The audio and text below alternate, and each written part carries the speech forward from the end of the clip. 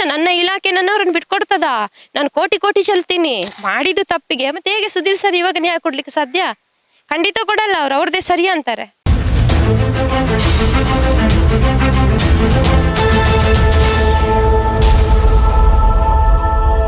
ಮೂಡುಬಿದ್ರೆಯ inspector Sandesh ಮೇಲೆ ಒಂದಷ್ಟು ಆರೋಪ ಕೂಡ ಕೇಳಿ ಬರ್ತಾ ಇದೆ. ಅಂತ ಹೇಳಿದ್ರೆ ಲೈಂಗಿಕ ದೌರ್ಜನ್ಯ ಮಾಡಿದ್ದಾರೆ ಅನ್ನುವಂಥ ವಿಚಾರದಲ್ಲಿ ಸುಮತಿರವರು ಕೂಡ ಆರೋಪ ಮಾಡಿರುವಂಥದ್ದು. ಇದಕ್ಕೆ ಸುಮತಿರವರ ಅಕ್ಕ ಪ್ರಫುಲ್ಲಾರವರು ಕೂಡ ಪ್ರೆಸ್ ಮೀಟ್ ಮಾಡಿರುವಂಥದ್ದು. ಸೊ ಇದು ಫ್ಯಾಮಿಲಿ ಮ್ಯಾಟರ್, ವೈಯಕ್ತಿಕ ಮ್ಯಾಟರ್. ಇದನ್ನು ಸ್ಟೇಷನ್ ವರೆಗೂ ತಂದಿದ್ದಾರೆ. ಸಂದೇಶ್ ರವನನ್ನು ಮಾನಹಾನಿ ಮಾಡಬೇಕು ಅಥವಾ ಅವರನ್ನು ಸಸ್ಪೆಂಡ್ ಮಾಡಬೇಕು ಅನ್ನುವಂಥ ವಿಚಾರದಲ್ಲಿ ಇವರು ಆರೋಪಗಳನ್ನು ಮಾಡ್ತಾ ಇದ್ದಾರೆ ಅಂತ ಹೇಳಿ ಕೂಡ ಪ್ರಫುಲ್ಲರವರು ಮಾತಾಡಿದರು. ನಮ್ಮ ಜೊತೆಗೆ ಸುಮತಿರವರೇ ಇದ್ದಾರೆ, ಅವ್ರನ್ನ ನಾನು ಮಾತಾಡಿಸ್ತಾ ಹೋಗ್ತೀನಿ. ಮೇಡಮ್ ನಮಸ್ತೆ. ನಿಮ್ಮ ಅಕ್ಕ ಒಂದಷ್ಟು ಆರೋಪವನ್ನು ಕೂಡ ಮಾಡ್ತಾ ಇದ್ದಾರೆ ನಿಮ್ಮ ಮೇಲೆ. ಇದು ಸಂದೇಶ್ ರವರು ಒಳ್ಳೆಯ ಆಫೀಸರ್, ಅವರು ಈ ರೀತಿಯಾಗಿ ಮಾಡೋಕ್ಕೆ ಸಾಧ್ಯನೇ ಇಲ್ಲ ಅಂತೇಳಿ ಸುಳ್ಳು ಆರೋಪಗಳನ್ನು ನೀವು ಮಾಡ್ತಾ ಇದ್ದೀರಾ ಅಂತೇಳಿ ಏನು ಹೇಳಿ? ನಮಗೆ 1 ವರ್ಷದ ಮುಂಚೆ ಅಷ್ಟೇ ಗೊತ್ತು Sandesh inspector of police Moodbidri. ಅದಕ್ಕಿಂತ ಮುಂಚೆ ನಮಗೂ ಗೊತ್ತಿಲ್ಲ. ಅವಳ ಅಕ್ಕಂದು ಅವ್ರದ್ದು ಕೌಟುಂಬಿಕ ಕಲಹ, ಅದಕ್ಕೆ ನಾವು ಮೂಡುಬಿದ್ರೆ ಸ್ಟೇಷನ್ ಮೆಟ್ಟಿಲು ಹತ್ತಿದ. ಹೌದು, ಅದು ನಾವು ಹೋಗ್ಬೇಕಾಗಿರ್ಲಿಲ್ಲ. ಈ 16 ವರ್ಷದ ಹುಡುಗನ ಮಾತಿಗೋಸ್ಕರ ಇವನು ಸಣ್ಣ ಹುಡುಗ, ತಂದೆ ಅನ್ಫಿಟ್ ಆಗಿದ್ದಾನೆ ಅಂದ್ರೆ ಹುಷಾರಿಲ್ಲ ಎಂತ. ಇವನು ಬಂದು ನನ್ನ ಹತ್ರ ಹೇಳ್ತಾನೆ, ಬೆಡ್ರೂಮ್ವರೆಗೂ ಇನ್ಸ್ಪೆಕ್ಟರ್ ಸಂದೇಶ್ ನಮ್ಮ ಮನೆಗೆ ಬರ್ತಾನೆ, ಯಾರು 24 ಅವರ್ ಫೋನಲ್ಲಿ ಇರ್ತಾಳೆ, ಅವನು ನನಗೆ ಫೋನಲ್ಲೇ ರೋಪ್ ಹಾಕ್ತಾನೆ, ಯಾರೋ ಪೊಲೀಸ್ ಅಂತ ಹೇಳ್ತಾನೆ. ಬಟ್ ಅವ್ನು ಪೊಲೀಸ್ ಅಂತ ಹೇಳ್ತಾನೆ, ಬಟ್ ಪೊಲೀಸ್ ಯೂನಿಫಾರ್ಮ್ ನೋಡಿಲ್ಲ ಮನೆಯೊಳಗೆ. ಸೊ ನಾನು ಹೇಳಿದ್ದೀನಿ ಸುಮ್ಮನಿರು, ಮನೆಯಲ್ಲೇ ಇರು ಅಂತ. ಕಡೆಗೆ ಇವಳು ಕೊಲೆ ಬೆದರಿಕೆ ಮಗನ ಮೇಲೆ ಕೊಡುವಾಗ ನಾನು ಪೊಲೀಸ್ ಮೆಟ್ಲು ಹತ್ತಿದ್ದೀನಿ. ಪೊಲೀಸ್ ಮೆಟ್ಲು ಹತ್ತಿದ ನಂತರ ಕಥೆನೇ ಬೇರೆ. ಅಲ್ಲಿ ಪೊಲೀಸ್ ಇನ್ಸ್ಪೆಕ್ಟರ್ ವರ್ತನೆ ಮತ್ತು ನಮ್ಮ ಅಕ್ಕನ ವರ್ತನೆ, as A police 3 star police ತನ್ನ ಕ್ಯಾಬಿನಿಂದ ಬಂದು ಪೊಲೀಸ್ ಅಂಗಳದಲ್ಲಿ ಅಕ್ಕನ ಮೈ ಮುಟ್ಟಿಕೊಂಡು, ಅಕ್ಕ ಮತ್ತು ಪೊಲೀಸ್ ಒಟ್ಟಿಗೆ ಸೇರಿಕೊಂಡು ತನ್ನ ಮಗನಿಗೆ ಹೊಡೆಯುವಾಗ, ಪೊಲೀಸ್ ಇನ್ಸ್ಪೆಕ್ಟರ್ ಸಂದೇಶ್ ಹೊಡೆಯುವಾಗ ಮತ್ತು ನನ್ನ ಮಗನಿಗೆ ಹೊಡೆಯುವಾಗ, ಅಂಗಳದಲ್ಲಿ ನನಗೆ ಹೊಡೆಯುವಾಗ ಅಕ್ಕ ಸಂಪೂರ್ಣ ಖುಷಿ ಪಟ್ಟಿದ್ದಾಳೆ. ಆಮೇಲೆ ಅವರು ಹೊಲಸು ಲೈಂಗಿಕವಾಗಿ ಶೋಷಣೆ ಮಾಡೋದು, ನನ್ನನ್ನು ಮಾನತೇಜವಧೆ ಮಾಡೋದು, ಎಲ್ಲ ವಿಷಯದೊಳು ಅವಳು ಸಂಪೂರ್ಣ ಖುಷಿ ಪಟ್ಟಿದ್ದಾಳೆ. ಆಮೇಲೆ ಅವಳೊಟ್ಟಿಗೆ ಬರೋ ಒಂದು ಹುಡುಗನು, ಅವನು 30 ವರ್ಷದ ಗಂಡಸಿದ್ದಾನೆ, ಅವನು ಸಂಪೂರ್ಣ ಖುಷಿ ಪಟ್ಟಿದ್ದಾನೆ. ಆ 30 ವರ್ಷದ ಹುಡುಗ ಪೊಲೀಸ್ ಸ್ಟೇಷನ್ ಇನ್ಸ್ಪೆಕ್ಟರ್ ಸಂದೇಶಿಗೆ ಸಲಾಂ ಹಾಜರು ಬರುವವನು. ಇವ್ರದೊಂದು ಚೈನ್ ಲಿಂಕ್. ನಮ್ಮ ಅಕ್ಕ, ಸಂದೀಪ್, ಸಂದೇಶು, ಆಮೇಲೆ ಆ ಪಟಾಲಂ ಗ್ಯಾಂಗ್, ಯಾವುದದು ಸಂದೀಪ್ ಅಂದರೆ ಸ್ಥಳ ಮಾಜರ್ಗೆ ಹೋಗುವನು ಪೊಲೀಸ್ ಸ್ಟೇಷನ್ಗೆ. ಇದೆಲ್ಲ ಅವ್ರದ್ದೊಂದು ನಡುವೊಳಗೊಂದು ಸತ್ಯಕಥೆ ಇದೆ, ಅದೊಂದು ದುರಂತ ಸತ್ಯಕಥೆ, ಕರ್ಮಕಾಂಡ ಮತ್ತು ಕಾಮಕಾಂಡದ ಸತ್ಯಕಥೆ ಇದೆ. ಸೊ ಇದೆಲ್ಲ ನನ್ಗೆ ಗೊತ್ತಿಲ್ಲ. ನನ್ನ ಕಿವಿಗೆ ಯಾವಾಗ ಈ ಹುಡುಗ ಹೇಳಿದ, ಅಲ್ಲಿಂದ ನಂತರ ನಾನು ಇನ್ವೆಸ್ಟಿಗೇಷನ್ ಮಾಡಿದ್ದೆ. ನಿಜವಾದ ಪೊಲೀಸ್ನವ್ರು ಇನ್ವೆಸ್ಟಿಗೇಷನ್ ಮಾಡಬೇಕಾಗಿದ್ದ ವಿಷಯ. ನಾನು ಹೊಡೆತ ತಿಂದು ನಂತರ ಕಮಿಷನರ್ಗೆ ಹೋಗಿ ದೂರು ಕೊಟ್ಟು, ಅವರು ACPಗೆ ಹೋಗಿ ಹೇಳುವಾಗ, ACP ಹತ್ರದಕ್ಕಿಂತ ಮುಂಚೆ 2-3 ಸಲ ಹೋಗಿತ್ತು ಈ ವಿಷಯ, ಫೋನಲ್ಲೆಲ್ಲ ಎಲ್ಲ ವಿಷಯ ಗೊತ್ತಾಗಿತ್ತು. ಬಂದಿದ್ದು ನನ್ನ ತಲೆ ಮೇಲೆ, ನಾನು ಚಪ್ಪಲ್ ಎತ್ತಿದೆ ಹೈಯರ್ ಆಫೀಸರಿಗೆ ಅಂತ. ಅವತ್ತು ನಾನು ಚಪ್ಪಲ್ ಎತ್ತಿದ್ರೆ ಪೊಲೀಸ್ನವರು ಸುಮ್ಮನೆ ಇರ್ತಿದ್ರು, ಶಿ ಇಸ್ ವೆರಿ ಡೇಂಜರ್ ಅಂತೇಳಿ, ಜೋರಿನವಳ ಅಂತ. ಅದೇ ಸರ್ ನಾನು ಕೂಲಾದೆ, ಅದು ಕೂಲಾಗಿ ಹೋಗ್ತಾ ಇತ್ತು. ಆಮೇಲೆ ಈ ಒಂದು ಎಕ್ಸಾಮ್ ಎಲ್ಲ ಬರೀಬೇಕು, ಈ CC ಫುಟೇಜ್ ಸಿಗ್ಲಿಲ್ಲ ನಮ್ಮ ಹತ್ರ. ಏನು ಬೇಕಾದರೂ ಎವಿಡೆನ್ಸ್ ಬೇಕಾಗತ್ತೆ ನಾವು ಮಾತಾಡಿದರೆ. ಆ ಟೈಮಲ್ಲಿ ಮಾನಹಾನಿ ಆಗುವಂಥದ್ದು ಪೇಪರಲ್ಲಿ ಬಂತು. ತನ್ನ ಅಕ್ಕ ಆ ಪೇಪರ್ನವರಿಗೆ ತನ್ನ ಮಗ, ನನ್ನದು, ನನ್ನ ಮಗ, ಅವಳದು ಇನ್ನೊಂದು ಮಗ, ಅವಳ ಗಂಡ, ಇನ್ಸ್ಪೆಕ್ಟರ್ ಸಂದೇಶ್, ಟೋಟಲ್ 5 ಜನರದ್ದು ಪೇಪರಲ್ಲಿ ತಗೊಂಡು ಬರ್ತಾಳೆ, ಪೇಪರಲ್ಲಿ ಫೋಟೋ. ಇವನು 16 ವರ್ಷದೊಂದು. ಆವಾಗ ನಾವು ಇದನ್ನೆಲ್ಲ ಏನು ಇವ್ರದ್ದು ಅಂತೇಳಿ ಮೂಡುಬಿದ್ರೆ, ಅವಳ ಮನೆಯಲ್ಲಿ ಮೂಡುಬಿದ್ರೆ ತಾಲೂಕು ಬೆಳುವಾಡಿ ಏರಿಯಾದಲ್ಲಿ ಇರೋದು, CC ಫುಟೇಜ್ ಚೆಕ್ ಮಾಡಿದ್ವಿ ಅವ್ರ ಮನೆಯದು. ಅವರ ಮನೆಯ ಫ್ಲಾಟ್ ಚೆಕ್ ಮಾಡುವ ನನಗೊಂದು ಸಂಶಯ ಬಂದ್ಬಿಡುತ್ತೆ, ಅಲ್ಲೊಂದು ಗಂಡಸು ಎಂಟ್ರಿ ಆಗೋದು ಅವ್ರ ಮನೆಗೆ. ಅಲ್ಲಿಂದ ಈ ಹುಡುಗನ ಹತ್ರ ಕೇಳುವಾಗ ನಮ್ಮ ಮನೆಗೆ ಬೆಡ್ರೂಮ್ಗೆ ಬಂದಿದ್ದು, ಆಮೇಲೆ ನನಗೆ ಫೋನಲ್ಲಿ ಮಾತಾಡಿಸೋದು, ಆಮೇಲೆ ಬೈಯೋದು ನನ್ನ ಅಕ್ಕ ಅಮ್ಮ, ಆಮೇಲೆ ಸೋಫಾದಲ್ಲಿ ಕುಳಿತುಕೊಳಿಸೋದು. ಯಾವಾಗ ಸ್ಟೇಷನಲ್ಲಿ ಹೋಗಿ ಹೊಡೆತ ತಿಂದು ಬಂದಿನಲ್ಲ ಆಂಟಿ, ಅದೇ ವ್ಯಕ್ತಿ ಅಂತ ಹೇಳಿದ ಹುಡುಗ. ಅಲ್ಲಿ ನನಗೊಂದು ಕ್ಲಾರಿಟಿ ಸಿಕ್ಕಿತ್ತು, ಇನ್ಸ್ಪೆಕ್ಟರ್ ಸಂದೇಶ್ನನ್ನು ನಮ್ಮ ಅಕ್ಕ ಸೇಫ್ ಮಾಡೋದು, ಇವ್ರದ್ದು ಒಂದು ಯಾವುದೋ ಒಂದು ಅವಿನಾವ ಸಂಬಂಧ ಇದೆ, ಸ್ನೇಹ ಇದೆ ಅಂತ ನಂಗೆ ಅಲ್ಲೂ ಡೌಟ್ ಬಂದ್ಬಿಡ್ತು. ಅಲ್ಲಿಗೆ ನಾನು ಕಾನೂನು ಪ್ರತಿಕಾರದ ಜಡ್ಜಿಗೆ ಹೋದೆ. ಯಾಕಂದ್ರೆ ಸಣ್ಣ ಮಗು ಇದ್ದಾನೆ, ಪ್ರೈವೇಟ್ ಕೇಸ್ ಹಾಕಲಿಕ್ಕೆ ಯಾವ ಥರ ಕಾನೂನು ತಗೋಬೇಕಂತ ಗೊತ್ತಾಗ್ತಿಲ್ಲ ಅಂತೇಳಿ ಅಲ್ಲಿಗೆ ಹೋದಾಗ ಅವರೆಲ್ಲ ಕೇಳಿ ನಮ್ಮ ಹತ್ರ ಅವ್ರ ವಿಷಯ 3 ಸಲ ಕೌನ್ಸಿಲಿಂಗ್ ಮಾಡಿದ್ದಾರೆ. ಅಲ್ಲಿಂದ ಕಮಿಷನರ್ಗೆ ಹೋಯ್ತು. ಕಮಿಷನರ್ಗೆ ಇನ್ಸ್ಪೆಕ್ಟರ್ ಸಂದೇಶಿಗೆ FIR ಹಾಕಬೇಕಂತಾಯಿತು, ಅಲ್ಲಿ ಹಾಕಿಲ್ಲ. ಅಲ್ಲಿ ಆ ಇನ್ಸ್ಪೆಕ್ಟರ್ ಹೆಸರನ್ನು ಮರೆಮಾಚಿ ತನ್ನ ತಾಯಿ ಮತ್ತು ಸಂದೀಪ್ ಮೇಲೆ ಹಾಕಿದ್ರು. ಅಲ್ಲಿಂದ ನನಗೆ ಸುಧೀರ್ ರೆಡ್ಡಿ ಸರ್ ಅಂತ ಡೌಟ್ ಬಂದ್ಬಿಡುತ್ತೆ. ಅವಮಾನ ಅಂದರೆ ಭರವಸೆ ಸಿಕ್ಕಿಲ್ಲ ನನಗೆ, ನಂಬಿಕೆನೇ ಇಲ್ಲ. ಇವಾಗ ಅವಳು ಹೇಳುವ ಆರೋಪಕ್ಕೆ ಅವರು ಇನ್ಸ್ಪೆಕ್ಟರ್ ಸಂದೇಶ್ ಮೇಲೆ FIR ಹಾಕಬೇಕಿತ್ತಲ್ವಾ? ಆ ಮೂಮೆಂಟಲ್ಲಿ ಜಾತಿ ನಿಂದನೆ, ಹೊಡೆತ, ಹಲ್ಲೆ. ಬಂದಿದೆ. ಜಡ್ಜಿದ ಲೆಟರ್ ಕಮಿಷನರ್ಗೆ ಬರೆದಿದ್ದಾರೆ. ಆಸ್ ನಾನು ಪ್ರೂಫ್ ಕೊಡ್ತೀನಿ, ಜಡ್ಜೇ ಬರೆದಿದ್ದಾರೆ FIR ಹಾಕಿ ಅಂತ. ಇನ್ವೆಸ್ಟಿಗೇಷನ್ ಮಾಡಿ FIR ಅಂತ ಹಾಕಿದ್ದಾರೆ. ಇವ್ರು ಮಾಡಿಲ್ಲ. ಸಂದೇಶ್ ಹೆಸರನ್ನು, ಸಂದೀಪ್ ಹೆಸರನ್ನೇ, ಸಂದೇಶ್ ಹೆಸರನ್ನೇ ಅಳಿಸಿಬಿಟ್ರು. ಇಲ್ಲ, ಜಡ್ಜಿ ಮುಖಾಂತರ ಪೊಲೀಸ್ ಸ್ಟೇಷನ್ಗೆ ಹೋಗ್ಬೇಕದು. ಅಲ್ಲೇ ನ್ಯಾಯ ಸಿಕ್ಕಿಲ್ಲ. ಈ ಹುಡುಗನನ್ನು ಹೊಡೆದ್ರು. ಆ ಟೈಮಲ್ಲಿ ಕಮಿಷನರ್ಗೆ ಕಾಲ್ ಮಾಡುವಾಗ ತಂದೆ ತಾಯಿ ಹೊಡೆದಿದ್ದಕ್ಕೆ ಸೆಕ್ಷನ್ ಇಲ್ಲ ಅಂದರು. ತಂದೆ ತಾಯಿಯನ್ನು ಬಿಟ್ಟು ಅದರ್ಸ್ ಪಾರ್ಟಿಗೆ ಹಾಕ್ಬೋದು. ಇನ್ಸ್ಪೆಕ್ಟರ್ ಹೊಡೆದ ಇವನು ಹೇಳ್ತಾನೆ ನನಗೆ ಇನ್ಸ್ಪೆಕ್ಟರ್ ಕಡೆಯಿಂದ ಹೊಡೆದಿದ್ದಾರೆ, ಅವ್ರದ್ದು ಹೆಸರು ಹೇಳಿದ್ದಾರೆ, ರಾಜಿ ತೆಗಿ ಅಂತ ಸೈನ್ ತಗೊಂಡು ಬಂದಿದ್ದಾರೆ, ಪೇಪರ್ ತಗೊಂಡು ಬಂದಿದ್ದಾರೆ, ಸೈನ್ ಹಾಕು ಅಂತ. ಎಲ್ಲ ಒಂದು ಇನ್ಸ್ಪೆಕ್ಟರ್ ಮೇಲೆ ಪದೇ ಪದೇ ಕ್ವಶನ್ ಬರ್ತಾ ಇರುವಾಗ ಇನ್ಸ್ಪೆಕ್ಟರ್ನ್ನು ಅಬ್ಸರ್ವೇಷನ್ ಇಟ್ಟು ಇಮಿಡಿಯೇಟ್ಲಿ ಅಲ್ಲಿ FIR ಹಾಕ್ಬೋದಿತ್ತು. ಇಲ್ಲಾಂದ್ರೆ ಅಮಾನತ್ ಅವಲ್ಗೆ ಇಡಬೇಕಿತ್ತು. ಈಗ ಇವರೆಲ್ಲ ಮಾಡಿದ ತಪ್ಪಿಗೆ ನನ್ನ ಮೇಲೆ ದೂಷಿಸ್ತಾರೆ ನಮ್ಮ ಅಕ್ಕ. ಯಾಕಂದ್ರೆ ನಮ್ಮ ಅಕ್ಕ ನನ್ನವ್ರು ಟಾರ್ಗೆಟ್ ಮಾಡಿ ಇಟ್ಟಿದ್ದಾರೆ. ಸುಮತಿನೇ ಟಾರ್ಗೆಟ್ ಮಾಡಿ ನಾವೆಲ್ಲ ಬಚಾವಾಗುವ ಅಂತ ಎಲ್ಲ ಮಾಡಿದ ತಪ್ಪು ಕಮಿಷನರ್ ಗಮನಕ್ಕೂ ಬಂದಿದೆ. ಇವನನ್ನು ರಕ್ಷಿಸುವ ಸಲುವಾಗಿ, ಯಾರು ಇನ್ಸ್ಪೆಕ್ಟರ್ ಸಂದೇಶ್ನನ್ನು ರಕ್ಷಿಸುವ ಸಲುವಾಗಿ ಮಾಡಿದ್ದಾರೆ. ಖಂಡಿತ ಇನ್ನೂ ಮಾಡ್ತಾರೆ, ಅವರು ಇನ್ನೂ ಮಾಡ್ತಾರೆ. ಯಾಕಂದ್ರೆ ಅವ್ರು ಮಾಡಿದ ತಪ್ಪಿಗೆ ಸುಧೀರ್ ಸರ್ ಖಂಡಿತ ಹೇಳ್ತೀವಿ. ಯಾಕಂದ್ರೆ ನಮ್ಮ ಹತ್ರ ಡಾಕ್ಯುಮೆಂಟ್ಸ್ ಇದೆ ಅಲ್ಲ. ಜಡ್ಜಿ ಮಾತಿಗೂ ಕಿಮ್ಮತ್ತಿಲ್ಲ ಅಂದ್ರೆ, ಈಗ ಮಾತಲ್ಲಿ ಹೇಳಿದ್ರೆ ಪ್ರೂಫ್ ಇಲ್ಲ, ಹ್ಯಾಂಡ್ ರೈಟಲ್ಲಿ ಬರೆದು ಕೊಟ್ಟಿದಾರಲ್ಲ ಜಡ್ಜು ಕಮಿಷನರ್ಗೆ. ಎರಡನೇ ಸಲ ಇವನಿಗೆ ಎತ್ತು ಹೊಡೆಯುವಾಗಲೂ ಕಮಿಷನರ್ ಬರೆದು ಕೊಟ್ಟಿದಾರಲ್ಲ, ಜಡ್ಜ್ ಬರೆದು ಕೊಟ್ಟರಲ್ಲ ಕಮಿಷನರ್ಗೆ. ಅದು 2 ತಿಂಗಳಾಯ್ತು. ಮಹಾನಿರ್ದೇಶಕರಿಗೆ ಹೋದ್ವಿ ಅಲ್ಲ, ಅಲ್ಲ ಅವರು ಆರೋಪಿ ಇದರಲ್ಲಿ ಎಲಿಗೇಷನ್ ಇರೋದು ನಿಮಗೆ commissioner Sudhir Reddy, second ACP Srikanth, third inspector Sandesh ಅಂತ ಅವರು ಬರೆದು ಕೊಟ್ಟರಲ್ಲ. ಎಲ್ಲ ಹೋಯ್ತು. ಬೆಳ್ಳಿಯ ಬಸ್ಸಲ್ಲಿ ಇನ್ವೆಸ್ಟಿಗೇಷನ್ ಮಾಡಿದ್ರು ಐಚ್ಛಿಕ ಲೆವೆಲಲ್ಲಿ. ಈಗ ಹೇಳೋದಂದ್ರೆ ನನ್ನ ಆರೋಪ ಮಾಡ್ತಾಳೆ, ಮಾಡಲೇಬೇಕು. ಯಾಕಂದ್ರೆ ಇನ್ಸ್ಪೆಕ್ಟರ್ನ ರಕ್ಷಿಸಬೇಕು. ಯಾವ ಈ ಸರ್ಕಲ್ ಇನ್ಸ್ಪೆಕ್ಟರ್ 3 ಸ್ಟಾರ್ ಪರ್ಸನ್, ಒಬ್ಬ ಯೂನಿಫಾರ್ಮಲ್ಲಿ ಇರುವವನು ನನ್ನ ಅಕ್ಕನನ್ನು ಕ್ಯಾಬಿನ್ ಬಿಟ್ಟು ಅಂಗಳದಲ್ಲಿ ಅವಳ ಜೊತೆ ಕುಣಿತಾನ ಅಂದ್ರೆ, ಅವಳಿಗೋಸ್ಕರ, ಅವಳನ್ನು ತೃಪ್ತಿಪಡಿಸ್ಲಿಕ್ಕೋಸ್ಕರ ತನ್ನ ಮಗನಿಗೆ ಹೊಡೆದು, ತನ್ನ ತಂಗಿಗೆ ಹೊಡೆದು, ತನ್ನ ತಂಗಿ ಮಗನಿಗೆ ಹೊಡೆದು ಅವಳನ್ನು ತೃಪ್ತಿಪಡಿಸ್ತಾನ ಅಂದ್ರೆ, ಇವತ್ತು ಅವನ ಅಮಾನತು ಬಂದಿದೆ ಅಂದಾಗ ಅವಳು ನನ್ನ ಇನ್ಸ್ಪೆಕ್ಟರ್ ಸಂದೇಶ್ ಒಳ್ಳೆಯವನಂತ ಹೇಳಲೇಬೇಕಲ್ವಾ ಅಲ್ಲಿ ಬಂದು. ಈ ನಮ್ಮ ಅಕ್ಕನಿಗೆ ಗೊತ್ತಿರೋದು 1 ವರ್ಷದಿಂದ ಅಂತ ಇನ್ಸ್ಪೆಕ್ಟರ್ದು ಕರ್ಮಕಾಂಡ ಕಾಮಕಾಂಡ ಏನು ಅವಳಿಗೂ ಗೊತ್ತಿಲ್ಲ ಅಂತ. ಹಾಗಾದ್ರೆ ಅವಳು ಯಾವ ರೀತಿಯಲ್ಲಿ ಸರ್ಟಿಫಿಕೇಟ್ ಕೊಡ್ಬೇಕು? ಅವಳು ಅವನು ಒಳ್ಳೆಯವನಂದ್ರೆ ಪೊಲೀಸ್ ಸ್ಟೇಷನ್ ಸಿಬ್ಬಂದಿಗಳು ಹೇಳಬೇಕು, CC ಕ್ಯಾಮೆರಾ ಹೇಳಬೇಕು. ಅದೇ ಪೊಲೀಸ್ ಸ್ಟೇಷನ್ ಇದು CC ಕ್ಯಾಮೆರಾ ಚೆಕ್ ಮಾಡಿ. ಅವನು ನನಗೆ ಲೈಂಗಿಕವಾಗಿ ಕರೆದಿದ್ದಾನ, ನಿನ್ನನ್ನು 8 ಜನರೊಟ್ಟಿಗೆ ಮಾಡ್ತೀನಿ, ಮಾಡಬೇಕು ಅವರು, ಆಮೇಲೆ ನಾನು ನೋಡಬೇಕು ನಿನ್ನನ್ನು, ಆಮೇಲೆ ನಾನು ನಿನ್ನನ್ನು ಮುಗಿಬೇಕು ಅಂತ ಹೇಳುವವನು ಅದು CC ಕ್ಯಾಮ್ರಾದಲ್ಲಿ ಇಲ್ವೋ? ನನಗೆ ಇಂಥ ಒಡ್ಸು ಬಂದಿದೆ. ಈ ನಿರ್ಭಯನ ಥರ ನಿನಗೆ 7 ಜನರನ್ನು ಕರ್ಕೊಂಡು ಬಂದು ರೇಪ್ ಮಾಡಿಸಿ ತನ್ನಂತರ ನಾನು ಮಾಡಿ ನಿನ್ನ ಸಾಯಿಸ್ತೀನಿ ಅಂದಿದ್ದಾನೆ ಅಲ್ಲಿ ಅಂಗಳದಲ್ಲಿ. ಸಂದೇಶ್ 6 ಗಂಟೆಯಿಂದ 11 ಗಂಟೆ ರಾತ್ರಿ ತನಕ ಆ ಪೊಲೀಸ್ ಸ್ಟೇಷನ್ ಅಂಗಳದಲ್ಲಿ ನಾನಿದ್ದೀನಿ. ಅಂಗಳದಲ್ಲಿ CC ಕ್ಯಾಮೆರಾ ಇಲ್ವಾ? ಅಲ್ಲ, CC ಕ್ಯಾಮೆರಾ ಬಿಡಿ, ಆ ಅಂಗಳದಲ್ಲಿ ಇದು ವಾಯ್ಸ್, ನಂದಾದ್ರೂ ವಾಯ್ಸ್ ಸಣ್ಣದಿರ್ಬೋದು, ಅವನ ವಾಯ್ಸ್ ಅದೇನದು ಫೋಕಸ್ ಆಗಲ್ವಾ? ವಾಯ್ಸ್ ಸಿಕ್ಕಿದ್ರೆ ಸಾಕಲ್ವಾ ನಮಗೆ? ಏನು ಮಾತಾಡಿದಾನೆ ರೀ ಆ ದಿವಸ ರಾತ್ರಿ. 1 ವರ್ಷದ ಇದು ನಮ್ಮ ಕತೆ, ಇದು ಬೇಡ ನನಗೆ ದ್ವೇಷ. ಈಗ ಅವಳು ಒಂದು ಸರ್ಟಿಫಿಕೇಟ್ ಕೊಡ್ತಾಳೆ, ಇನ್ಸ್ಪೆಕ್ಟರ್ ಸಂದೇಶ್ ಒಳ್ಳೆಯವನು. ಅಷ್ಟು ಹೆಣ್ಣುಮಕ್ಕಳನ್ನು ಯೂಸ್ ಮಾಡಿ ಒಂದು ಹೆಣ್ಣು ಹೇಳ್ತಾಳೆ 8 ವರ್ಷದಿಂದ ನಾನು ನಿನ್ನನ್ನು ಗಂಡ ಅಂತ ನಂಬಿಕೊಂಡಿದ್ದೀನಿ, ನನ್ನ ಮಗಳ ಬುಡಕ ಬರ್ತೀಯ ನೀನು ಅಂತ ಕೇಳ್ತಾಳೆ ಆ ತಾಯಿ. 8 ವರ್ಷ ನಿನ್ ಜೊತೆಗೆ ನಾನು ಲೈಫ್ ಕಳೆದಿದ್ದೀನಿ, ನನ್ನಿಂದ ಸಂದೇಶ್ ಲೈಫ್ ಹಾಳಾಗಬಾರ್ದು ಅಂತ ನಾನು ಎಲ್ಲ ಡೀಟೇಲ್ ಕೊಡ್ತೀನಿ, ಏನ್ ಬೇಕಾದ್ರೂ ಮಾಡ್ತೀನಿ. ನೀನು ನನ್ನ ಮಗಳ ತಂಟೆಗೆ ಬರ್ತೀಯಲ್ಲ, ಇಟ್ ಇಸ್ ದ ಫೈನಲ್ ಸಂದೇಶ್, ಬರ್ದಿಟ್ಕೋ ನೀನು. ಮಗಳ ಬುಡಕ್ಕೆ ಬಂದಾಗ ಅವಳು ಎಲ್ಲಿ ಓದ್ತಾಳೆ, ಎಕ್ಸಲೆಂಟ್ ಅವಳು ಹೇಳ್ಕೊಂಡು ಬರ್ತೀನಿ, ಅಲ್ಲಾಡಿಸ್ತೀನಿ ಅಂತಾನೆ. ಆ ಮಾತನ್ನೇ ಸುಮಟೋ ಕೇಸ್ ಹಾಕಿ FIR ಹಾಕ್ಬೇಕು, ಅವ್ರು ಅಮಾನತ್ ಮಾಡಬಾರ್ದು. ಎಲ್ಲಿ ಓದ್ತಿರೋದು ಎಕ್ಸಲೆಂಟಾ ಹೇಳಿದ್ರೆ ಪ್ರಫುಲ್ಲನಿಗೆ ಬೈದಂತ ಆಡಿಯೋ ಅದು. ಸೊ ಈಗ ಅಂತ ಹೇಳ್ಬೇಕು. ಯಾಕಂದ್ರೆ ಇದರಲ್ಲಿ ಪ್ರಫುಲ್ಲನಿಗೂ ಆ ವಿಡಿಯೋಗೂ ಸಂಬಂಧ ಇಲ್ಲ, ಬಟ್ ಪ್ರಫುಲ್ಲ ಆಡಿಯೋ ನೋಡಿರ್ಬೇಕಲ್ವಾ? ಈಗ ಅದೇ ಕಮಿಷನರ್ ಕೂಡ ಹೇಳುವಂಥದ್ದು ಏನು ಅಂತ ಹೇಳಿದ್ರೆ, ಆ ಆಡಿಯೋದಲ್ಲಿ ಇದ್ದವರು ಅಥವಾ ಅವನು ಕಂಪೌಂಡ್ ಏನು ಹಾರಿ ಹೋಗಿದ್ದಾನೆ, ಅಥವಾ ಅವನು ಕಿಚನ್ ಅಲ್ಲಿ ಏನು ಡ್ಯಾನ್ಸ್ ಮಾಡಿದ್ದಾರೆ ಸಂದೇಶ್ ರಾವ್, ಸೊ ಇವರುಗಳು ಯಾರು ಕಂಪ್ಲೇಂಟ್ ಕೊಡೋಕೆ ಬರ್ತಾ ಇಲ್ಲ. ಇದು ಆಡಿಯೋನೇ ಬೇರೆ.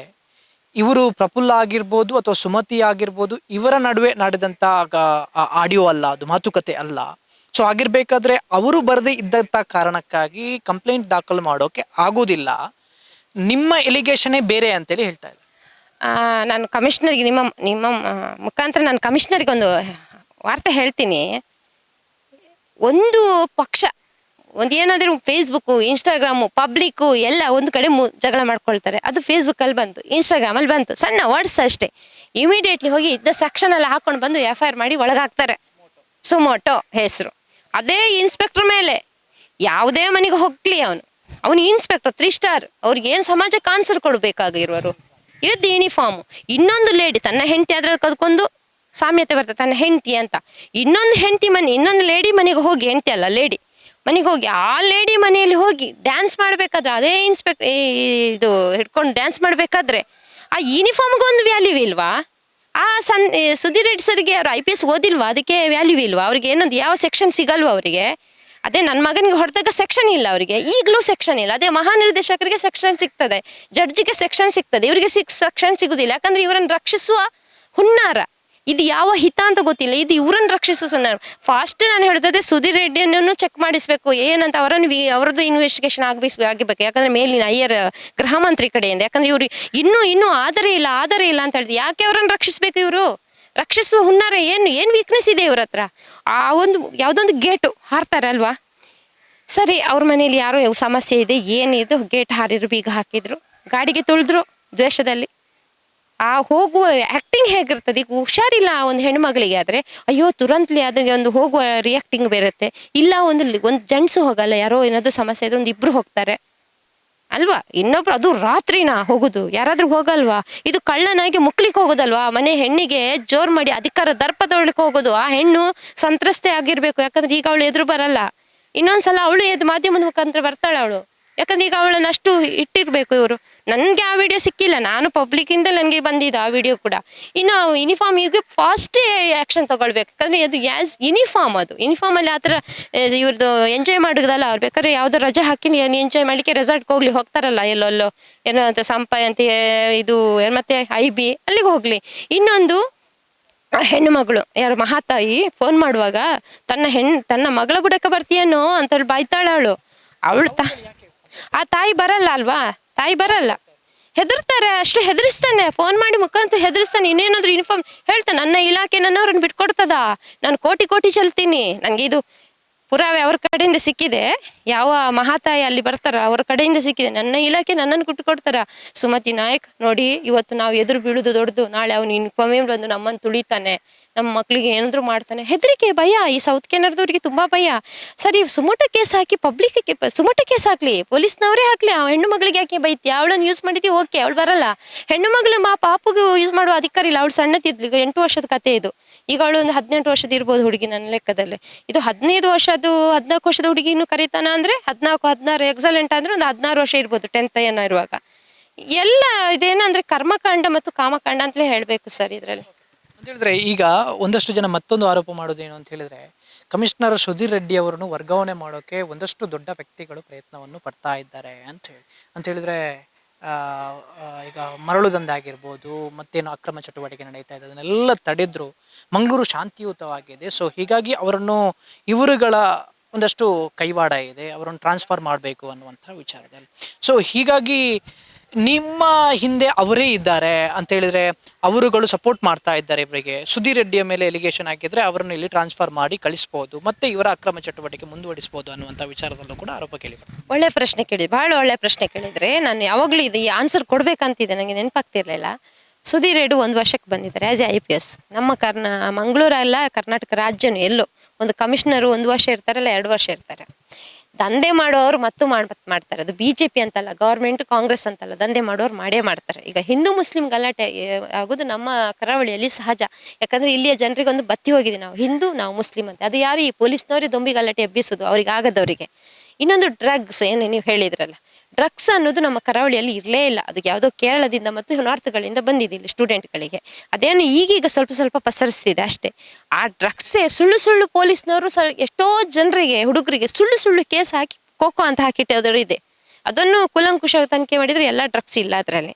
ಇನ್ನು ನೀವೇನೋ ಮರಳು ಅಂತ ಹೇಳಿದ್ರಿ, ನಾನೊಂದು ನಿಮ್ಮ ಮಾಧ್ಯಮದ ವಿಷಯದಲ್ಲಿ ಮುಖಾಂತರ ರೆಡ್ಡಿ ಸರ್ಗೆ ಹೇಳ್ತೀನಿ, ನೀವು ಯಾವ ಮರಳು ಬಂದ್ ಮಾಡಿ, ಯಾವ ಜಲ್ಲಿಕಲ್ಲು ಬಂದ್ ಮಾಡಿ, ಯಾವ ಕಲ್ಲು ಬಂದ್ ಮಾಡಿ, ಇದು ಎಫೆಕ್ಟ್ ಆಗೋದು ಬಡವರಿಗೆ ಹೊರತು ಶ್ರೀಮಂತರಿಗಲ್ಲ, ಜಗಳ ಮಾಡುವವರಿಗೆಲ್ಲ. ಬಡವರು ಯಾವತ್ತೂ ಜಗಳ ಮಾಡ್ಲಿಕ್ಕೆ ಹೋಗಲ್ಲ. ಒಂದು ಮನೆ ಕಟ್ಬೇಕಾದ್ರೂ ಎಷ್ಟೋ ಕಷ್ಟ ಇದೆ. ನನ್ನ ಹಿಂದೆ ಯಾವ ಹುನ್ನಾರನೂ ಇಲ್ಲ, ಯಾರು ಹೇಳಿಕೊಡ್ಲಿಲ್ಲ ನನಗೆ. ನನ್ನನ್ನು ಎದುರು ಹಾಕಿ ಅವ್ರು ಯಾಕೆ ಹೇಳ್ಕೊಡ್ತಾರಲ್ಲ, ನಾನು ಅಂತ ಹುಡುಗಿನಲ್ಲ ಯಾರು ಒಬ್ರು ಹೇಳಿಕೊಟ್ಟು ನಾನು ಎದುರು ಬರ್ಲಿಕ್ಕೆ. ನಾನು ಒಂಥರ ಸಮಾಜ ಹೋರಾಟಗಾರ್ತೆ. ನಾನು ಇದ್ರ ಮುಂಚೆನೆ ಯಾವುದೋ ಒಂದು ವಿಷಯ ಹೇಳಿದ್ರೆ ನಾನು ಅದನ್ನು ಬುಡ ತನಕ ತಗೊಂಡು ಹೋಗ್ತೀನಿ. ಯಾಕಂದ್ರೆ ನನಗೆ ಇವತ್ತು ಅನ್ಯಾಯ ಆಗಿದೆ ಅದೇ ಸ್ಟೇಷನಲ್ಲಿ. ನಾನು ಆಯುಕ್ತರ ಹತ್ರ ಹೋಗುವಾಗ ನನ್ನ ಅವ್ರ ಕಿಂಚಿತ್ ಬೆಲೆ ಕೊಟ್ಟಿಲ್ಲ. ACP ಅಂತೂ ನಮ್ಮನ್ನ ರೀತಿ ಹೊಡೆದ ದಿವಸನೇ ನಾಟಕ ಮಾಡ್ಲಿಕ್ಕೆ ಕಾಂಪ್ರಮೈಸ್ಗೆ ಹೇಳಿದವರು ಅವರು. ಅಂದ್ರೆ ACP ಯಾಕೆ ಇವನು ಸಂದೇಶನನ್ನು ರಕ್ಷಿಸುವ ಸಲುವ ಅದನ್ನೇ ಕಂಟಿನ್ಯೂ ಮಾಡ್ಕೊಂಡು ಸುಧೀರ್ ರೆಡ್ಡಿ ಹತ್ರ ಹೋದ್ರು. ಸುಧೀರ್ ರೆಡ್ಡಿ ಹತ್ರ ಹೋಗಿ ಒಂದ್ರ ಮೇಲೆ ತಪ್ಪು ಮಾಡ್ತಾ ಸುಧೀರ್ ರೆಡ್ಡಿಯನ್ನು ಹಾಕಿಬಿಟ್ರು, ಕಿವಿಗೆ ತುಂಬಿಸಿಬಿಟ್ಟಿದ್ರು. ಈಗ ಯಾವುದೋ ಒಂದು ಯಾರೋ ಒಂದು ಕೈವಾಡ ಇರ್ಬೋದು ಇವಳ ಮೇಲೆ. ಅಂದ್ರೆ ಯಾವ ಆಫೀಸರ್ IPS ಬಂದ್ರು 1 ವರ್ಷ 2 ವರ್ಷಕ್ಕೆ ಅವ್ರು ಹೋಗ್ಲೇಬೇಕಲ್ವಾ? ಇಲ್ಲೇನು ಹುಕ್ಕಾಂ ಹೊಡ್ಲಿಕ್ಕೆ ಆಗುದಿಲ್ಲ, ಹುಕ್ಕಾಂ ಹೊಡ್ಲೇ ಬರೋದು. ಯಾಕಂದ್ರೆ ಈ ಊರಲ್ಲಿ ಬಂದು ಹುಕ್ಕಾಂ ಹೊಡಿದ ತಕ್ಷಣ ಅಲ್ಲೆಲ್ಲ ಅವರು ಸಷ್ಟ ಹಾಕ್ಬಿಡ್ತಾರೆ, ಈ ಬಡವರಿಗೆ ನ್ಯಾಯ ಸಿಗುದಿಲ್ಲ. ಇಂಥ ದಕ್ಷ ಅಧಿಕಾರಿಗಳು ಮಂಗಳೂರಿಗೆ ಬೇಕು. ಯಾಕೆಂತ ಹೇಳಿದ್ರೆ ಕೋಮು ಸಂಘರ್ಷವಾಗಿದ್ದಂತಹ ಮಂಗಳೂರನ್ನು ಶಾಂತಿಯುತವಾಗಿ ಮಾಡಿದ್ದಾರೆ. ಇಂಥ ದಕ್ಷ ಅಧಿಕಾರಿಯಿಂದ ಮಾತ್ರ ಸಾಧ್ಯ ಅಂತೇಳಿ ಒಂದಷ್ಟು ಜನ ಹೇಳ್ತಾ ಇದ್ದಾರೆ. ನಾನು ಅದನ್ನು ನಂಬುದಿಲ್ಲ. ಯಾರು ಬೆಂಗಳೂರಲ್ಲಿ ಕೇಳಿಬಿಟ್ಟೆ ನಾನು, ಇವರು ಮಹಾನಿರ್ದೇಶಕರ ಆಫೀಸಲ್ಲೇ ಒಬ್ರು, ಸುಧೀರ್ ರೆಡ್ಡಿ ನಿಮ್ಮ ಊರಿಗೆ ಬಂದಿದ್ದಾರಲ್ಲ, ಅವ್ರು ಎಲ್ಲಿ ಜಗಳ ಆಗತ್ತೆ ಅಲ್ಲಿ ಮೊಕ್ಕಾಂ ಹೊಡ್ಲಿಕ್ಕೆ 3 ತಿಂಗಳಿಗೆ ಹೋಗುವವರೇ. ಅದೊಂದು ಸ್ಪೆಷಲ್ ಟೀಮ್ ಅಂತ. ಜಗಳ ಆದ್ರೆ ಆ 3 ತಿಂಗಳ ಅದನ್ನೇ ಅಬ್ಸರ್ವೇಷನ್ ಮಾಡಿ ಜಗಳ ತಣ್ಣನೆ ಮಾಡುವ ಅದೇ ಟೀಮು ಅಷ್ಟೇ ಅವರಿಗೆ ಗೊತ್ತಿರೋದು. ಮತ್ತೆ ಬೇರೆ ಬೇರೆ ವಿಷಯದಲ್ಲಿ ಅಷ್ಟು ಅವರು ಜಿಪುಣರಲ್ಲ, ಅದಕ್ಕೆ ಅವರು ಸ್ಪೆಷಲ್ ಅಂತ ಹೇಳೋದಕ್ಕೆ ಕೇಳಿದೆ. ಸೊ ಮಂಗಳೂರು ಶಾಂತಿ ಪ್ರಿಯರ ಅಸಹ್ಯ ಪ್ರಿಯರ ನನ್ಗೆ ಗೊತ್ತಿಲ್ಲ. ಮಂಗಳೂರು ಯಾವಾಗಲೂ ಶಾಂತಿ ಪ್ರಿಯರೇ. ಇಲ್ಲಿ ಎಲ್ಲರೂ ಬ್ಯುಸಿನೇ. ಒಂದಿಬ್ರು ಕೋಮು ಗಲಭೆ ಆಗ್ಬೋದು. ಈಗ ಕೋಮು ಗಲಭೆ ಯಾಕೆ ಆಗೋದಿಲ್ಲ ಅಂದ್ರೆ ಈ ಮರಳನ್ನೆಲ್ಲ ಬಂದ್ಬಿಟ್ಟು ಬಿಟ್ಟಿದ್ದಾರೆ. ಬಡವರ ಹತ್ರ ಕಾಸು ಇಲ್ಲ, ಜಗಳ ಮಾಡೋರು ಮಾಡ್ತಾರೆ. ಸಿಂಧಿ ಮುಸ್ಲಿಂ ಕೈಯಲ್ಲಿ ಕಾಸಿಲ್ಲ, ಸುಮ್ಮನೆ ಕೂತ್ಕೊಂಡಿದ್ದಾರೆ. ಇನ್ನು ಮುಂಚೆನೂ ಅಷ್ಟೇ ಯಾವಾಗ ಒಮ್ಮೆ ಒಂದ್ಸಲ ಜಗಳ ಆಯ್ತು ಹಿಂದೂ ಮುಸ್ಲಿಂ ಇದು, ಆಮೇಲೆ ತುಂಬಾ ಕಮ್ಮಿ ಇತ್ತು. ಲಾಸ್ಟ್ ಟೈಮ್ ಒಮ್ಮೆ ಜಾಸ್ತಿ ಆಯಿತು. ಅದು ಬಿಟ್ಟು ಯಾವಾಗಲೂ ಜಗಳ ಇಲ್ಲ. ಅದೆಲ್ಲ ನಮ್ಮ ತಲೆಗೆ ಬರೋದು ಅಷ್ಟೇ. ಪೊಲೀಸ್ನವರೇ ಬಂದು ದೊಂಬಿ ಗಲಾಟೆ ಹಿಡಿಸೋದು. ನಾನೇನು ಪಬ್ಲಿಕ್ನವ್ರು ಯಾವಾಗಲೂ ಹಿಂದೂ ಮುಸ್ಲಿಂ ಅಂತ ಹೇಳಲ್ಲ. ಪೊಲೀಸ್ನ ಯಾವಾದರೂ ಒಬ್ಬ ದೊಂಬಿ ಗಲಾಟೆ ಸ್ಟಾರ್ಟ್ ಬಿತ್ತಿದ ನೀನು ಹಿಂದೂ ನೀನು ಮುಸ್ಲಿಮು ಹೇಳಿ ಕೂಡ ಅಲ್ಲಿ ಜಗಳ ಆಗೋದು ಇಷ್ಟೇ. ಮತ್ತೆ ಶಾಂತಿ ಮಂಗಳೂರಲ್ಲಿ ಆ ಥರ ಓವರ್ ಆಗಲ್ಲ. ಹೋದ ವರ್ಷ ಆಗಿಲ್ಲ ಅಂತಿಲ್ಲ. ಆವಾಗ ಈ ಟೈಮ್ ಬಂದರು ನಿಲ್ಲಿಸಿದ್ರು. ಅದೊಂದು ಓವರ್ ಅಂತ ನಾನು ಅವರನ್ನು ಅಷ್ಟರ ವಿಷಯದಲ್ಲಿ ನಾನು ಕೊಂಡಾಡಲಿಕ್ಕೆ ಸಾಧ್ಯವಿಲ್ಲ. ನಿಮ್ಮ ಹಿಂದೆ ಯಾರೂ ದೊಡ್ಡವರು ಇಲ್ಲ ಅಂತ ಹೇಳಿದ್ರೆ, ಈಗ ಈ ಸುಧೀರ್ ಕುಮಾರ್ ರೆಡ್ಡಿಯನ್ನು ಟ್ರಾನ್ಸ್ಫರ್ ಮಾಡೋಕೆ ಯಾರೆಲ್ಲ ಪ್ರಯತ್ನ ಪಡ್ತಾ ಇದ್ದಾರೆ, ದೊಡ್ಡ ವ್ಯಕ್ತಿಗಳು, ಒಂದಷ್ಟು ರಾಜಕೀಯ ವ್ಯಕ್ತಿಗಳು ಅಂತೇಳಿ ಕೂಡ ಕೇಳ್ಪಟ್ಟೆ. ಅವರು ಯಾರೂ ನಿಮ್ಮ ಹಿಂದೆ ಇಲ್ಲ. ನಾನು ಹೋರಾಡುವಾಗ ಇವತ್ತಿನ ತನಕ ಹೋರಾಡುವಾಗ ನನಗೆ ಹೆಲ್ಪ್ ಮಾಡಿಲ್ಲ. BJP ಅವರು ಹೇಳಿದ್ದು ಕಾಂಪ್ರಮೈಸ್, ಕಾಂಗ್ರೆಸ್ನವರು ಹೇಳಿದ್ದು ಕಾಂಗ್ರೆಸ್ನವರು ಕಾಂಪ್ರಮೈಸ್ ಹೇಳಿಲ್ಲ. ಸ್ಥಳೀಯ ಯುವ ನಾಯಕ ಹೇಳಿದ್ದು ಕಾಂಪ್ರಮೈಸ್.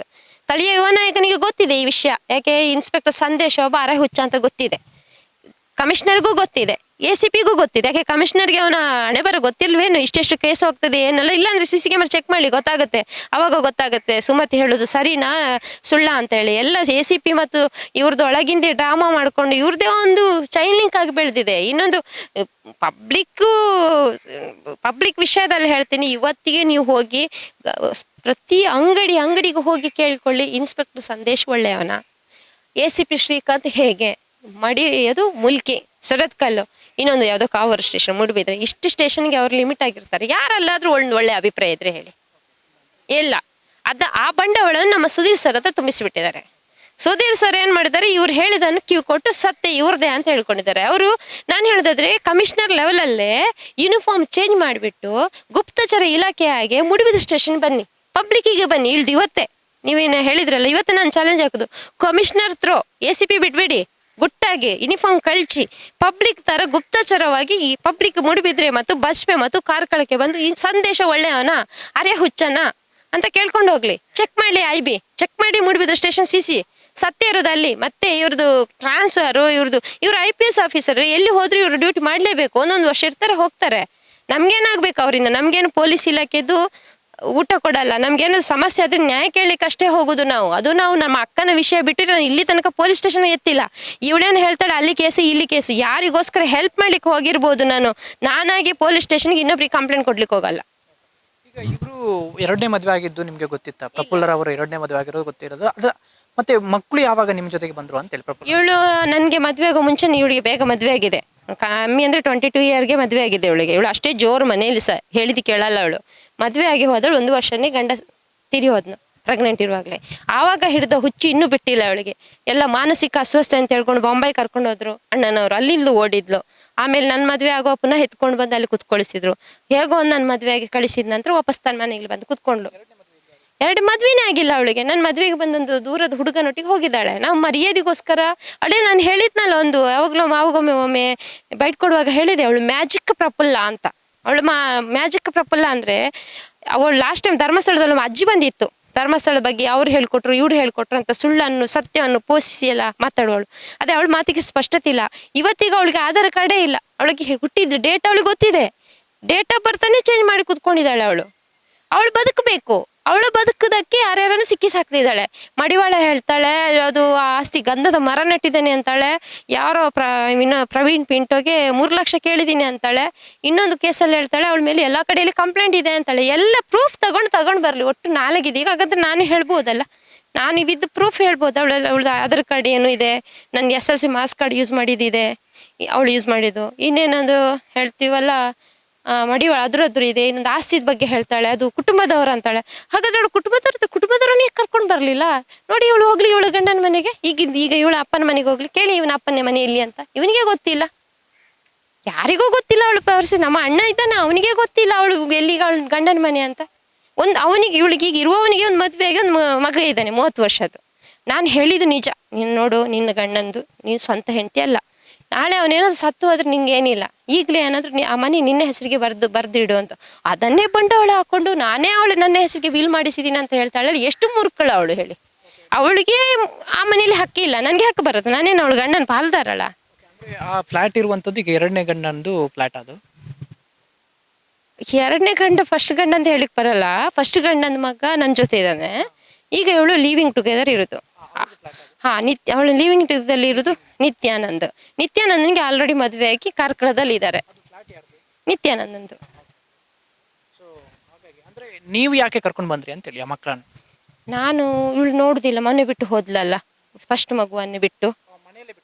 ಹೌದು, ಇವಳು ಎಲ್ಲೂ ಹೋಗ್ತಾಳೆ, ಹೋದ್ರೆ ಮನೆಗೆ 4 ದಿವಸ ಬರುದಿಲ್ಲ. ಆಳ್ವಾಸಲ್ಲಿ ಕೆಲಸ ಮಾಡ್ತೀನಿ ಅಂತಾಳೆ. ಅದೇ ಮ್ಯಾಜಿಕ್, ಅದೇ ಹೇಳಿಕ್ ಬರಲ್ಲ. ಒಂದ್ಸಲ ಪೇಪರೆಲ್ಲ ಬಂದಿತ್ತು ನಮ್ಮ ಮನೆ ಮರ್ಯಾದೆ. ಈಗ ಅವಳು ಹರಾಜು ಹಾಕಿದ್ದಾಳೆ, ನಾನು ಹರಾಜು ಹಾಕ್ಬೇಕಾಗತ್ತೆ ಒಂದೊಂದ್ಸಲ. ಹೆಣ್ಸು ಮಕ್ಳು ಹೇಳ್ತಾರೆ.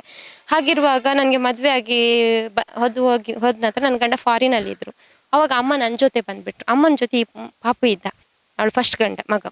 ಇವಳು ಹೋಗ್ಬಿಟ್ಲಲ್ಲ ಇನ್ನೊಬ್ರ ಜೊತೆ. ಆವಾಗ ಆ ಹುಡುಗ ಅಮ್ಮ ನನ್ನ ಜೊತೆ ಬಂದ್ರು. ನನ್ನ ಗಂಡ ಫಾರಿನಲ್ಲಿ. ನಾವು ಕಾರ್ಕಳದಲ್ಲಿ 2000 ಕಾರ್ಕಳ ಪೇಟೆಗೆ 2008ಗೆ ಬಂದ್ಬಿಟ್ವಿ.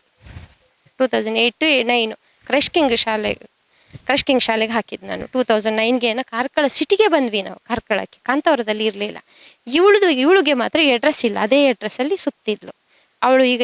ಈಗ ಲಿವಿಂಗ್ ಟುಗೆದರ್ ಇರುವ ಮೌನಿಗೂ ಸಹ ಆಧಾರ್ ಕಾರ್ಡ್ ಎಲ್ಲ ಮಾಡಿಸಿಲ್ಲ ಅವಳು ಆ ಟೈಮಲ್ಲೆಲ್ಲ. ಇತ್ತೀಚೆಗೆ ಮಾಡಿಸಿರ್ಬೇಕು. ಕಾಂತಾವರದ ಅಡ್ರೆಸ್ಸಲ್ಲಿ ಇದ್ಲು. ಕಡಾಯದಾಗಿ ಏನು ಹೇಳೋದು, ನನ್ನ ವೈಯಕ್ತಿಕ ವಿಷಯ ಬಂದ್ಬಿಟ್ಟಿದೆ, ಮರ್ಯಾದೆ ಹೋಗೋ ವಿಷಯ ಬಂದಿದೆ. ಹಾಗಾಗಿ ನನಗೊಬ್ಬ ಅಣ್ಣ ಇದ್ದಾನೆ, ನಮ್ಮ ಫ್ಯಾಮಿಲಿ ಇದೆ, ಒಳ್ಳೆ ಮನೆತನದ್ದು. ಇಡೀ ನಮ್ಮ ಮನೆತನದ ಫ್ಯಾಮಿಲಿಯನ್ನು ರೋಡಿಗೆ ಹಾಕಿಬಿಟ್ಟ ಇನ್ಸ್ಪೆಕ್ಟರ್ ಸಂದೇಶ್ ಕಾಮಕ. ನಾನು ಅದೇ ಥರ ಹೇಳ್ತೀನಿ, ನನ್ನ ಅಕ್ಕನಿಗೆ ಹೇಳಿಕ್ಕೆ ಆಗಲ್ಲ ನನಗೆ. ಇದರಲ್ಲಿ ನನ್ನ ಪರಿವಾರವನ್ನೇ ರೋಡಿಗೆ ಹಾಕಿಬಿಟ್ಟ. ಈಗ ನನ್ನ ಮರ್ಯಾದೆಗೋಸ್ಕರ ಮಕ್ಕಳಿಗೋಸ್ಕರ ಪೇಚಾಡ್ತಿದ್ದೀನಿ. ಅದೇ ಹೇಳಿದ್ನಲ್ಲ, ಯಾವ ಗಂಡ ಹೆಂಡತಿ ಹೋಗ್ತಾರೆ ಸ್ಟೇಷನಲ್ಲಿ, ಆ ಗಂಡನಿಗೆ ಹೆಂಡತಿ ಇಲ್ಲ. ಯಾವ ಸಮಸ್ಯೆ ಬಂತ ಫ್ಯಾಮಿಲಿಗೆ, ಆ ಫ್ಯಾಮಿಲಿ ಹೆಣ್ಣು ಅವ್ರ ಫ್ಯಾಮಿಲಿಗೆ ಬರಲ್ಲ. ಈಗ ಮಕ್ಕಳು ಅವಳದೇ, ಆ ಮಕ್ಕಳಿಗೆ ತಾಯಿ ಬೇಡ ಅಂದಮೇಲೆ ಅವಳಿಗೆ ಮಕ್ಕಳು ಬೇಡ, ತಾಯಿಗೆ ಅಲ್ಲ, ಮಕ್ಕಳಿಗೆ ತಾಯಿ ಬೇಕು, ತಾಯಿಗೆ ಮಕ್ಕಳು ಬೇಡ, ಸಂದೇಶ ಬೇಕು. 1 ವರ್ಷ ಅಷ್ಟೇ ಗೊತ್ತು ಇನ್ಸ್ಪೆಕ್ಟರ್ ಸಂದೇಶ ಅವಳಿಗೆ. ನನಗೆ ಇವಾಗ 48 ವರ್ಷ. ನನ್ನ 48 ವರ್ಷದಿಂದ ನನ್ನ ತಂಗಿ ಅವಳಿಗೆ ಗೊತ್ತು. ತಂಗಿ ಏನು ಕಷ್ಟ ಮಾಡಿ ಸುಖ ನೋಡಿದಾಳೆ ಅಂತ ಗೊತ್ತು ಅವಳಿಗೆ. ತಂಗಿ ಮೇಲೆ ಪ್ರೀತಿ ಇಲ್ಲ. ಅದು 1 ವರ್ಷಕ್ಕೆ ಬಂದ ಇನ್ಸ್ಪೆಕ್ಟರ್ ಸಂದೇಶ್ ಮೇಲೆ ಅವನ ಗುಣನಡತೆನೇ ಸರಿ ಅಂತ ವಾದ ಮಾಡ್ತಿದ್ದಾಳೆ. ಅಂದರೆ ಆ ಹುಚ್ಚು ಬುದ್ಧಿಗೆ ನಾನೇನು ಆನ್ಸರ್ ಕೊಡುವಂಗಿಲ್ಲ. ನೀವು ಹೇಳ್ತಿದ್ರಿ ಕಮಿಷನರ್ ಅವರು ಮಾತಾಡ್ತಾ ಇಲ್ಲ, SCP ಅವರು ಮಾತಾಡ್ತಾ ಇಲ್ಲ ಅಂತ. ಇದರಲ್ಲಿ ನಮಗೆ ನ್ಯಾಯ ಸಿಗುದಿಲ್ಲ. ನಾನು ಇನ್ನೂ ಹೇಳ್ತೀನಿ, ನಮ್ಮ ಮಂಗಳೂರು ಇಲಾಖೆಯಲ್ಲಿ ನಮ್ಗೆ ನ್ಯಾಯ ಸಿಗಲ್ಲ. ಪೊಲೀಸ್ ಇಲಾಖೆಯಲ್ಲಿ ನಾವು ಅದಕ್ಕೆ ಮಹಿಳಾ ಆಯೋಗಕ್ಕೆ ಹೋಗಿದ್ವಿ. ಇವತ್ತು ನಮಗೆ ಪ್ರೊಟೆಕ್ಟ್ ಆಗಿ ನಿಂತಿದ್ದು ಮಹಿಳಾ ಆಯೋಗನೇ. ನಮ್ಮ ಮ್ಯಾಮ್ ಬಂದಿದ್ದಾರೆ, ಅವ್ರ ಹತ್ರನೇ ನಾನು ಇವತ್ತು ಪ್ರೆಸ್ಗೆ ಬಂದೀನಿ, ನಿಮ್ಮ ಮುಖಾಂತರ ಮಾತಾಡಕ್ಕೆ ಬಂದೀನಿ. ನಾನು ಪೊಲೀಸ್ ಇಲಾಖೆಗೆ ಹೋಗಲ್ಲ, ನನಗೆ ಅವ್ರು ರಕ್ಷಣೆ ಕೊಡಲ್ಲ. ಅವರು ರಕ್ಷಣೆ ಕೊಡಬೇಕಿದ್ರೆ ನಾನು ಯಾವತ್ತು ಹೊಡೆದು ಅಷ್ಟು ದೊಡ್ಡ ಕೇಸ್, ಅದು ನಾವು ST, ನನ್ನ ಮಗನಿಗೆ ಹೊಡೆದು, ನನಗೆ ಹೊಡೆದು, ನನಗೆ ಮಾನಹಾನಿ ಮಾಡಿ, ಕಿರುಕುಳ ಮಾಡಿ, ಲೈಂಗಿಕ ಕಿರುಕುಳ, ಆ CC ಫುಟೇಜ್ ಸತ್ಯ ಇವಾಗಲೂ ಇದೆ. ಹೊಡೆದಿದ್ದು ಫೋಟೋ ಇದೆ. ಅದು ನೀವೇ ಯೋಚಿಸಿ, ಮಕ್ಕಳಿಗೆ ಹೊಡಿಬೋದಾ? ಸಣ್ಣ ಮಗನಿಗೆ ಹೊಡಿಬೋದಾ? ನನ್ನ ಮಗನಿಗೆ ಹೊಡಿಬೋದಾ? ಮಾನಹಾನಿ ಮಾಡ್ಬೋದಾ? ಜಾತಿ ನಿಂದನೆ ಮಾಡ್ಬೋದಾ? ಬೈಬೋದಾ? 6 ಗಂಟೆಯಿಂದ 11 ಗಂಟೆ ಲೇಡಿ ಪೊಲೀಸ್ ಇರ್ಬೇಕಾ ಬೇಡವಾ? ಸರಿ, ನಮ್ದೇ ತಪ್ಪಾದ್ರೆ ಯಾಕೆ ಕರ್ತವ್ಯಕ್ಕೆ ಅಡ್ಡಿ ಅಂತ ಕೇಸ್ ಹಾಕಿಲ್ಲ ಇವರು? ಎಷ್ಟು ಇವರೇ ಎಲ್ಲ ತಪ್ಪಿರುವಾಗ ಇವರೇ ಮಾಡಿದ್ ಪುನಃ ಅದನ್ನೆಲ್ಲ ನಾನು ಸೆಟ್ಲ್ಮೆಂಟ್ ಮಾಡ್ಬೇಕಂತೆ, ನಾನೇ ಸೆಟ್ಲ್ಮೆಂಟ್ ಮಾಡ್ಬೇಕು, ಇಲ್ಲಾಂದ್ರೆ ನಾನು ಸಹಕರಿಸ್ಬೇಕು. ಏನು ಇದ್ರಲ್ಲಿ ನ್ಯಾಯ ಸಿಗುತ್ತಾ? ಮಾಡಿದ್ದು ತಪ್ಪಿಗೆ ಮತ್ತೆ ಹೇಗೆ ಸುಧೀರ್ ಸರ್ ಇವಾಗ ನ್ಯಾಯ ಕೊಡ್ಲಿಕ್ಕೆ ಸಾಧ್ಯ? ಖಂಡಿತ ಕೊಡಲ್ಲ. ಅವ್ರದ್ದೇ ಸರಿ ಅಂತಾರೆ. ಅವರದೇ ಒಂದು ಕೆಲಸದ ಅಧಿಕಾರಿಯನ್ನು ರಕ್ಷಿಸಲುಗೋಸ್ಕರ ತಪ್ಪಿನ ಮೇಲೆ ತಪ್ಪು ಸರಿ ನನ್ನ ಅಕೌಂಟ್ ಹೇಗೆ ಸೀಜ್ ಮಾಡ್ಲಿಕ್ಕೆ ಬರ್ತಾರೆ? ಸರಿ, ನನ್ನ ಅಕೌಂಟನ್ನು ಬೇರೆ ಯಾವುದೇ FIR ತೋರಿಸಿ ನನ್ನ ಅಕೌಂಟಿಗೆ ನನಗೆ FIR ಇದೆ ಇನ್ವೆಸ್ಟಿಗೇಷನ್ ಅಂತೇಳಿ ನನ್ನ ಬ್ಯಾಂಕ್ ಬಿಡಕ್ಕೆ ಬಂದರು. ಬ್ಯಾಂಕ್ ಇದು ಡೀಟೇಲ್ಸ್ ತಗೊಂಡು ಹೋದ್ರು. ಆಮೇಲೆ ನಾಟಾ ಗ್ರೇಡ್ ಅಂತೇಳಿ ಒಂದು ದೊಡ್ಡ ಚಲನವಲನೆ, ನೀವು ಗೊತ್ತಿರ್ಬೋದು ನಿಮಗೆ, ಗುಪ್ತಚರ ಇಲಾಖೆಯಲ್ಲಿ ಟೆರರಿಸ್ಟ್ಗಳು ಫಾರಿನಿಂದ ಬರ್ತವೆ. ಅವರದ್ದು ದುಡ್ಡ ಹಣದ ಯಾವುದು ಚಿನ್ನದ್ದು ಏನಾದರೂ ಒಂದು ವಿಷಯ ತೆಗಿಬೇಕಾದ್ರೆ ಅದು ಗುಪ್ತಚರ ಇಲಾಖೆ ಅವರಿಗೆ ಕೊಟ್ಟಿರ್ತದೆ, ಪೊಲೀಸಿಗೆ. ಅವರು ಚಲನವಲನ, bus ticket, train ticket, flight ticket check ಮಾಡಿ ಅಂತ ನಾಟಾ ಗ್ರೇಡನ್ನು ನನಗೆ ಹಾಕಿಬಿಟ್ಟು ನನ್ನ ಗುಪ್ತಚರವಲನ ಚಲನವಲನ ನೋಡುವಂಥದ್ದು ಏನಿದೆ ಸರ್ ಇದರಲ್ಲಿ? ಯೋಚಿಸಿ ನೀವು. ನಾನೊಂದು ವಿಧವೆ, ನಾನೊಂದು ಕೃಷಿಕಳು, ನಾನೊಂದು ತಾಯಿ, ನನ್ನ 2 ಮಕ್ಕಳಿಗೋಸ್ಕರ ಜೀವನ ನಡೆಸುವಳು. ನಾನೇನು ಇವತ್ತಿಗೂ ನನ್ನ ಹತ್ರ ಹೌಸಿಂಗ್ ಲೋನು, ಎಜುಕೇಶನ್ ಲೋನು, ಗಾಡಿ ಲೋನು, ಆ ಹುಡುಗ ಕಟ್ಟೋದು ನಮ್ಮ ದೊಡ್ಡ ಮಗ. ಏನಿಲ್ಲ ನಮ್ಮ ಹತ್ರ ಬಂಡವಾಳ. ನಾವು ತಿನ್ನೋದು ಅನ್ನ ಸಾಂಬಾರು. ಯೋಚಿಸ್ಬೇಕಲ್ವಾ?